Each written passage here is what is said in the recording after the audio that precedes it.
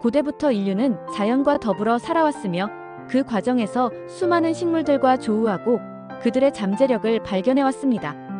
그 중에서도 대마는 단순히 식량을 얻거나 약으로 활용되는 수준을 넘어 인류의 정신세계와 문화, 그리고 종교에 깊이 스며들어 특별한 존재로 자리매김했습니다.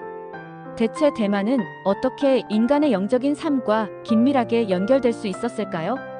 지금부터 인류 문명 속에 새겨진 대마의 오랜 발자취를 따라가며 그 흥미로운 이야기를 파헤쳐 보겠습니다.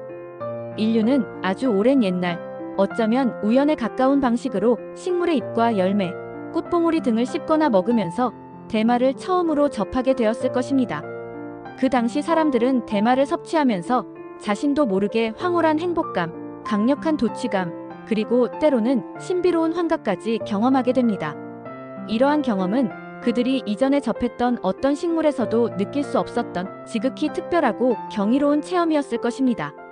이처럼 강렬하고 신비로운 대마의 효과는 초기 인류로 하여금 대마를 단순한 식물, 자원으로만 인식하는 것을 넘어 신이 직접 내려준 특별한 선물 또는 영적인 세계와 인간을 이어주는 신성한 매개체로 여기게끔 만들었습니다. 당시 인류는 이러한 비일상적인 경험을 통해 미지의 영역과 소통하고 초월적인 존재의 메시지를 들을 수 있다고 믿었을 것입니다.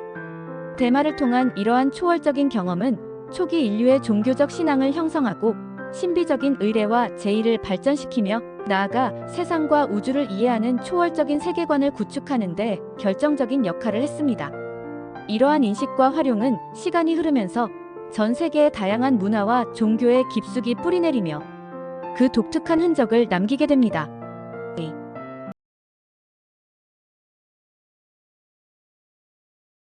그러나 대마의 확산 양상과 실제 활용 방식은 각 지역의 지리적 특성과 기후 조건에 따라 놀랍도록 다른 양상을 보였습니다.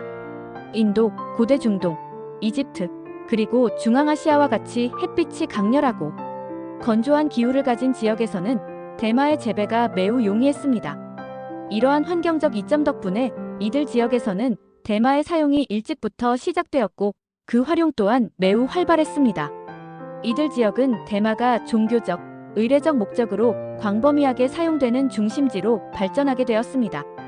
이와 대조적으로 유럽과 같은 온대성 기후 지역에서는 대마가 일상생활 속에서 광범위하게 사용되기 시작한 시기가 비교적 늦은 편이었습니다.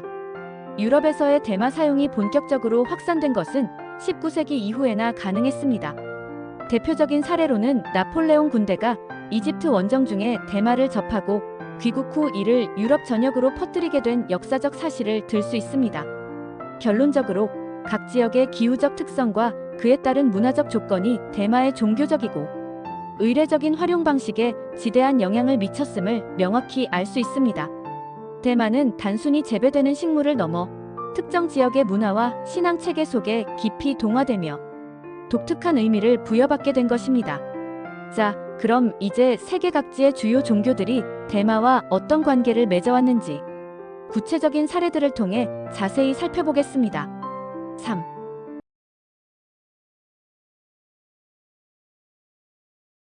먼저, 인도의 전통 종교인 힌두교는 대마와 때려야 뗄 수 없는 매우 깊은 관계를 맺고 있습니다. 힌두교의 최고 신 중 한 명이자 파괴와 창조의 신으로 숭배받는 시바신은 대마 잎을 즐겨 사용하며 이를 통해 신비로운 힘을 얻고 기력을 회복했으며 심지어 주식으로 삼았다고 힌두교 신화에 기록되어 있습니다. 이 때문에 대마는 힌두교에서 시바 신의 총애를 받는 지극히 신성한 식물로 추앙받으며 신성한 제의에 없어서는 안 될 존재로 여겨집니다. 힌두교의 중요한 의례용 음료인 방은 바로 이 대마를 주재료로 하여 만들어집니다. 이 음료는 고대부터 현재까지 힌두교 의례에서 알코올 대신 사용되며 결혼식이나 각종 종교 행사, 축제 등에서 필수적으로 등장합니다. 방은 대마 외에도 우유, 다양한 향신료, 견과류, 설탕 등을 섞어 만든 음료로 단순히 취하게 하는 효과를 넘어 신성한 음료이자 공동체의 결속을 다지고 사회적 환영과 풍요를 상징하는 강력한 매개체로 여겨졌습니다. 힌두 교도들에게 대마를 사용하는 행위는 단순한 기호 행위를 넘어 신과 인간을 연결하고 영적인 교감을 나누는 지극히 신성한 의식이었던 것입니다. 4.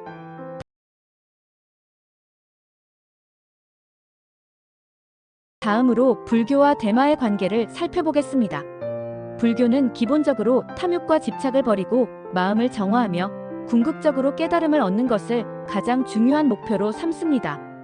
불교의 신자들이 지켜야 할 5가지 계율 중 하나인 불음주계, 즉 술을 금하는 계율 안에는 술뿐만 아니라 마약이나 도취를 유발하는 모든 물질 또한 포함된다고 해석되는 경우가 많습니다. 불교 경전 어디에도 대마초를 직접적으로 언급하는 내용은 찾아보기 어렵습니다. 하지만 불교 전통에서는 의식적인 명료함을 방해하고 번뇌를 증폭시킬 수 있는 도취 상태를 엄격하게 경계합니다. 따라서 불교에서는 대마와 같은 물질을 해탈과 깨달음을 위한 유효한 수단으로 삼지 않는 경향이 강합니다. 하지만 흥미롭게도 불교가 전파된 일부 지역의 문화적 맥락에서는 대마가 약용이나 제한적인 의례용으로 사용된 기록이 존재하기도 합니다. 이는 불교가 특정 지역의 토착 문화와 신앙 체계와 융합되는 과정에서 나타난 현상으로 볼 수 있습니다. 그러나 일반적으로 불교의 핵심 가르침은 대마의 환각적인 효과와는 본질적으로 거리가 멀다고 이해됩니다.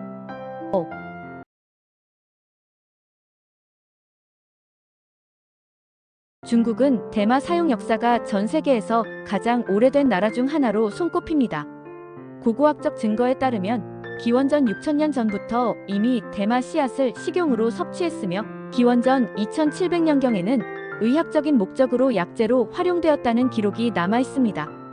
특히 중국의 독자적인 사상 체계인 도교는 대마와 매우 특별한 관계를 맺어왔습니다. 도교의 수행자인 도사들은 대마를 사용하여 신비로운 예지력을 얻거나 미래를 점치는 행위에 활용했다고 전해집니다. 이는 대마가 영적인 통찰을 얻는데 도움을 주거나 신선 세계와 소통하는 매개체로 인식되었음을 의미합니다. 도교는 불교와 달리 대마가 지닌 신비적인 효과를 긍정적으로 수용하고 활용한 흔적이 많습니다. 신선이 되어 불멸을 추구하는 도교의 사상 속에서 대마는 단순히 약초를 넘어 영적인 수행의 도구이자 초월적인 경지에 이르는데 도움을 주는 신성한 물질로 인식되었던 것으로 보입니다. 6. 일본의 전통적인 민족 신앙인 신토에서도 대마는 지극히 신성하게 여겨져 다양한 의례에 사용되었습니다. 대마 섬유로 정성껏 만든 사제복, 신성한 공간을 구분하는 데 사용되는 줄인 시메나와 그리고 각종 신사에서 볼 수 있는 장식품 등은 모두 신을 맞이하고 부정을 막는 중요한 도구로 인식되었습니다. 또한 악령을 쫓아내고 정화하는 의식에서는 대마 잎을 태워 연기를 피우는 행위도 행해졌습니다. 신토의 중요한 제례 의식, 결혼식, 그리고 여행의 안전을 기원하는 의례 등에서 대마는 없어서는 안 될 필수적인 요소였습니다. 대마는 순수함과 신성함을 상징하며 신과의 소통을 돕는 매개체로 여겨졌습니다.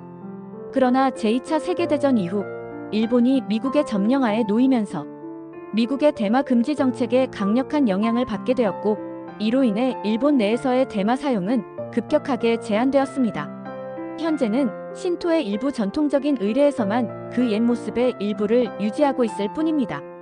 7.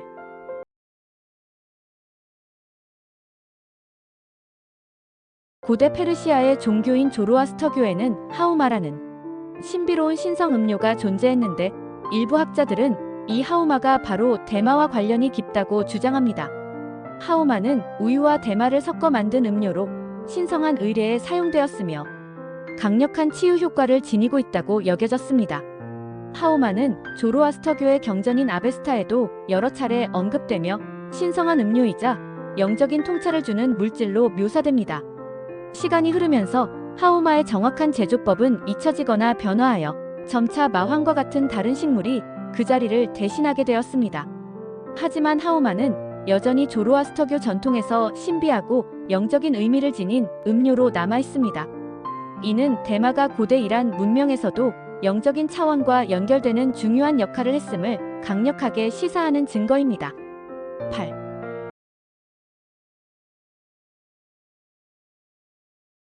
이슬람교와 대마의 관계는 다른 종교들과 비교했을 때 좀 더 복잡하고 다면적입니다.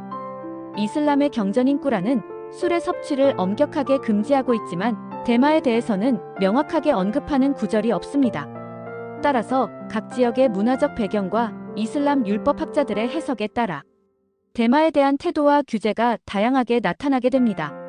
어떤 지역에서는 대마 사용이 암묵적으로 또는 명시적으로 허용되기도 했지만 대부분의 이슬람 사회에서는 대마가 정신을 혼미하게 하고 도취를 유발하는 물질이라는 이유로 사용이 금지되었습니다. 그러나 이슬람교 내부의 신비주의 종파인 수피즘의 일부 교파에서는 신과의 합의를 추구하는 깊은 명상과 영적인 수행의 도구로 대마를 제한적으로 사용하기도 했습니다. 이는 대마가 영적인 경험을 증폭시키는 효과가 있다고 믿었기 때문입니다. 하지만 현대 이슬람권에서는 대마가 주로 금지된 마약류로 취급되는 경향이 강하며 이는 사회의 일반적인 법규와 보건 인식이 반영된 결과입니다. 9.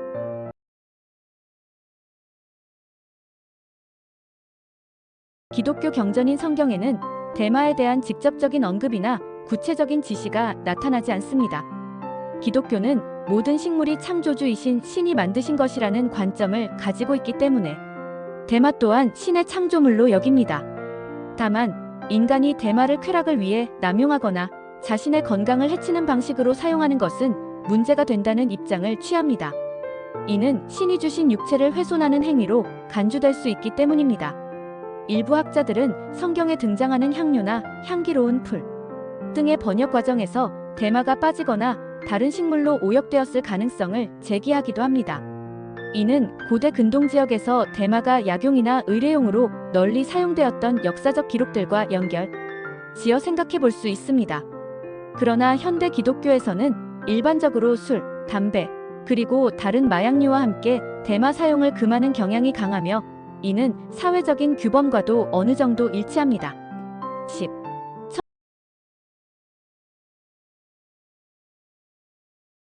1930년대 자메이카에서 시작된 라스타파리 운동은 단순한 신흥, 종교 운동을 넘어 흑인들의 저항 정신과 종교적 해방 의지를 표출하는 강력한 움직임이었습니다. 라스타파리 교도들은 대마를 간자라고 부르며 이를 신과 인간을 연결하는 성스러운 매개체로 깊이 인식합니다. 그들은 소규모 모임인 리저닝이나 대규모 집회인 그라운데이션에서 대마를 함께 피우며 기도하고 음악을 연주하며 영적인 교감을 나눕니다. 이 과정을 통해 그들은 신의 메시지를 받고 공동체의 일원으로서 서로에게 위로와 지지를 보냅니다. 세계적으로 유명한 레게 뮤지션 밥 말리는 바로 이 라스타파리즘의 대표적인 인물이며 그의 음악과 삶을 통해 라스타파리즘과 대마 문화가 전 세계 대중에게 널리 알려지고 확산되는 데 지대한 영향을 미쳤습니다. 11.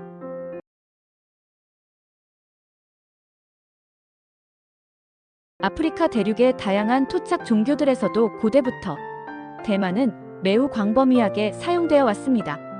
아프리카의 여러 부족 사회에서 대마는 종교 의식의 중요한 요소이자 질병을 치료하는 약재, 미래를 예언하는 도구, 그리고 상처받은 마음을 치유하는 수단 등 다방면에 걸쳐 활용되었습니다. 대마는 단순한 약재의 의미를 넘어 삶의 고통과 상처를 치유하고 공동체 내부의 평화와 우정을 상징하는 지극히 신성한 풀로 여겨졌습니다. 오늘날까지도 아프리카의 일부 지역에서는 여전히 전통적인 종교적 의례에 대마가 사용되는 모습을 찾아볼 수 있습니다. 이는 대마가 아프리카 사람들의 삶과 영적인 세계에 얼마나 깊숙이 자리 잡고 있는지를 여실히 보여주는 증거입니다. 이처럼 대마는 인류의 유구한 역사와 함께하며 다양한 문화권과 종교 속에서 끊임없이 변모하고 재해석되어 왔습니다. 고대 인류에게 대마는 단순히 식물 자원을 넘어 신이 직접 내려준 선물이었고 미지의 세계로 통하는 영적인 통로였으며 공동체의 결속을 다지고 풍요를 기원하는 중요한 매개체였습니다. 물론 현대 사회에서는 대마의 사용에 대한 의료적, 법적, 윤리적 논란이 끊이지 않고 있습니다. 하지만 과거 인류가 대마를 어떻게 이해하고 활용해왔는지를 폭넓게 탐구하는 것은 인간과 자연의 관계, 그리고 종교와 문화의 복잡하고도 흥미로운 연결고리를 이해하는 데 중요한 통찰을 제공할 것입니다. 대마는 단순한 식물 그 이상으로 인류 정신 문화의 한 페이지를 장식해온 특별한 존재입니다. 구독과 좋아요, 알림 설정 부탁드립니다. 감사합니다.